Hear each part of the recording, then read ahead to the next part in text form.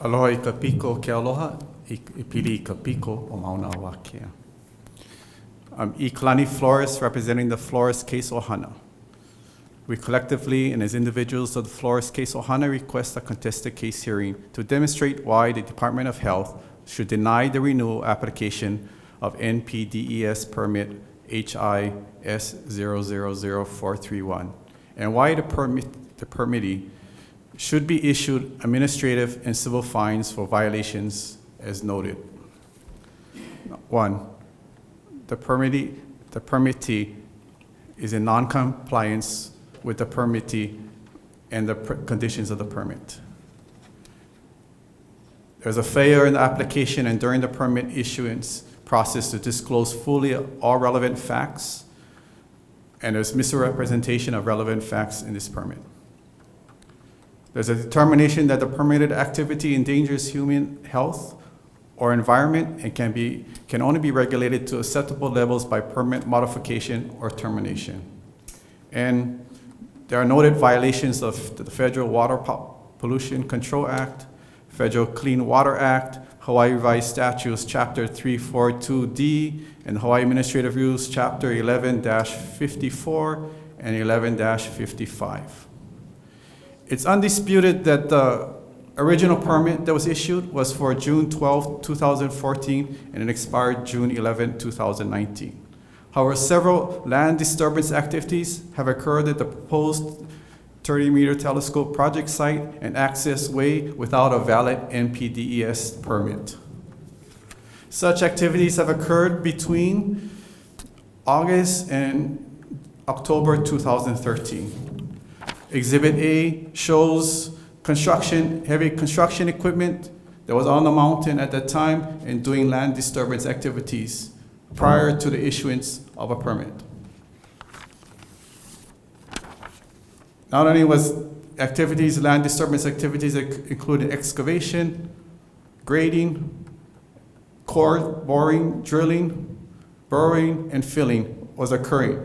It's undisputed a permit is needed. However, a permit was not issued and no permit was granted when this was being done. Neither did the permittee at the time, the TMT Observatory Corporation, neither did they have a county grading permit while they were doing these land disturbance activities.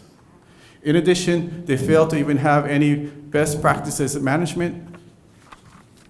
Best management practices were not in place at that time. Exhibit C clearly shows, Exhibit C clearly shows that they were excavating and doing these land disturbance activities at that time. In addition to that, there's documentation and evidence to show that there's leakages of toxic pollutant, hazardous substances, and fluids from construction equipment and or vehicles at the proposed site. Instead of cleaning it up, there's evidence to show that either the contractors or other personnel just covered up with dirt. So instead of cleaning up the spots, we noticed that they covered up with dirt to hide the spills up there. This was done without a permit. And in closing, I'd like to say that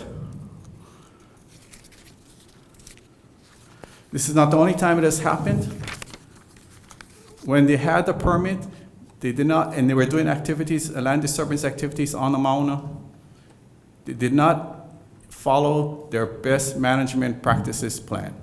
There were no perimeter and barriers put in for discharge, and so they were in violation.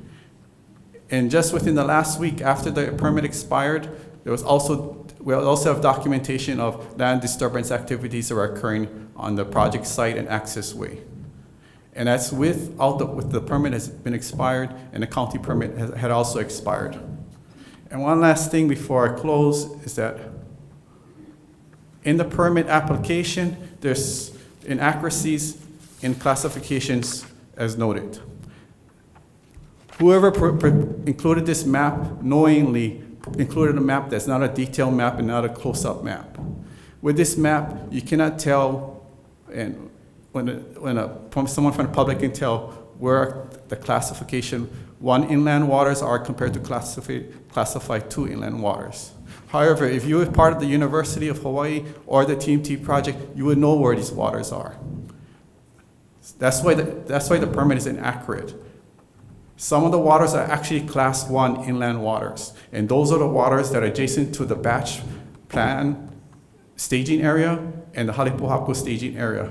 They're directly adjacent to the Mauna Kea Ice Age Natural Reserve area and the Mauna Kea Forest Reserve. Lastly, just in closing, the Department of Health should require a new NPDES permit application be submitted since the permittee has changed to the TMT International Observatory. Likewise, any permit application for these particular lands of Mauna Kea should include the University of Hawaii at Hilo, because they are the actual applicant for the Conservation District Use Permit HA 3568. It is for these aforementioned reasons why the permit renewal application should be denied and why the permittee should be issued administrative and civil fines for violating these statutory laws. And likewise, a new, complete, accurate NPDES permit application should be required to be submitted with the appropriate permittee identified. Thank you for the time to finish up. Have more to say, please come back around. I finish, and thank you. Thank you. Mahalo. Thank you so much. I just want to say thank you to everybody for your best effort